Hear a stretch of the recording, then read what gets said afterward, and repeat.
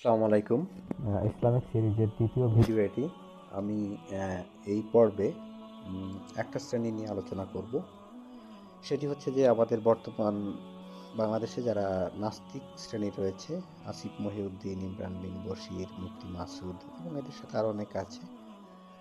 এদের প্রায় অধিকাংশ সময় এরা সোশ্যাল মিডিয়াতে অবস্থান করে। আমার কাছে যেটা মনে হয় যে এটি এদের প্রফেশন, অর্থাৎ এখান থেকেই এরা অর্থ উপার্জন করে একটা বৃহৎ অংশ। তার মানে সোশ্যাল মিডিয়ার প্ল্যাটফর্মটা তারা ব্যবহার করছে তাদের একদিকে যেমন অর্থ উপার্জনের জন্য, অন্য আরেকটি দিক হচ্ছে তাদের নাস্তিকতাবাদকে প্রসার করার জন্য। কিন্তু এরা কিভাবে নাস্তিক হলো? আমি এদের আলোচনাগুলো শুনেই এটি উপলব্ধি করেছি যে এরা প্রত্যেকেই কোরআনের উপর অনেক জ্ঞানী, সেই সাথে হাদিসের উপর অনেক জ্ঞানী, ইসলামের ইতিহাসের উপর অনেক জ্ঞানী। এবং ওদের যে নাস্তিকতাবাদ বা কোরআনের ভুল ধরা, নবী মোহাম্মদ সাল্লাল্লাহু আলাইহি ওয়াসাল্লামের ভুল ধরা, ইসলামের ভুল ধরা এবং সেই সাথে মহান আল্লাহ তাআলাকে নিয়ে অশ্লীল আজে বাজে কথা বলা, এই সব কিছুর পেছনে রয়েছে হাদিস গ্রন্থ এবং হাদিসের বিকৃতি, হাদিসের বিভ্রান্তি, এইগুলোকে এরা ব্যবহার করে।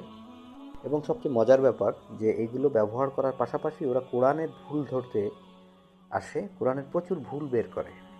আসলে আলোচনাগুলো আপনি একটু গভীর মন দিয়ে শুনলে উপলব্ধি করবেন কোরআনের ভুল ওরা ধরতে পারে না, তবে হাদিসের ভুলগুলো আসলে স্পষ্ট হয়, কারণ এই হাদিসগুলো বিকৃত, সংযোজিত বা পরিবর্তিত। এখন এই পরিবর্তিত হাদিস থেকেই এদের মনে বিভ্রান্তি তৈরি হয়েছে, বিকৃতি তৈরি হয়েছে। এরা ইসলাম ত্যাগ করেছে এবং এখন ইসলামের বিরুদ্ধে কথা বলে। অর্থাৎ যদি হাদিসের এই গ্রন্থগুলো, এগুলোর অস্তিত্ব কিংবা এইগুলোর এত ব্যাপক প্রচার প্রসার না থাকত, তাহলে এরা সুযোগ পেত না। সেই সাথে আমাদের আলেম ওলামাদেরও অনেক বিভ্রান্তিকর আচরণ, বিভ্রান্তিকর কথাবার্তা, যেগুলো আসলে কোরআনের জ্ঞানী একজন মানুষের সাথে যায় না, তারা সেই আচরণটি করে বসে। এর কারণও রয়েছে এই কোরআনের বাইরে অপ্রয়োজনীয় তথ্য, জ্ঞান আহরণ এবং সেইগুলোর মাধ্যমে ইসলামকে সম্প্রসারিত করার চেষ্টা। অর্থাৎ এখানে